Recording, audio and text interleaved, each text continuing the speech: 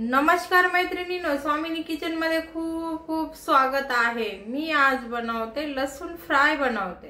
हे बघा मी घेतलेले आता हे लसूण असं मोठ्या कांडीचं लसूण खूप छान लागते। हे बघा मी आता इथे पॅन ठेवले, पॅन मध्ये तेल टाकलेलं आहे। आता आपण आहे ना हे 1 वाटी लसूण घेतलेला आहे सोलून छान, आपण ह्याला तेलामध्ये फ्राय करून घेऊ। बघा आता आपला लसूण एकदम छान तेलामध्ये आता फ्राय व्हायलाय, त्यामध्ये मी कढीपत्ता टाकलाय। बघा आता आपलं लसूण किती छान तेलामध्ये फ्राय झालेलं आहे। मी काढून घेते याला आता। बघा आता आपलं लसूण एकदम कुरकुरीत छान तेलामध्ये मी फ्राय करून घेतलेलं आहे। आपण त्यामध्ये थोडंसं मीठ टाकू चवीनुसार, हे बघा,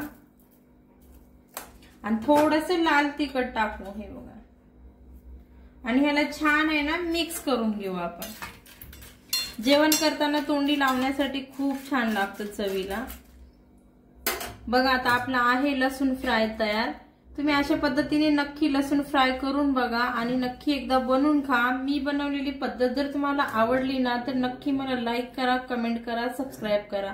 तोपर्यंत मस्त खा, मस्त राहा।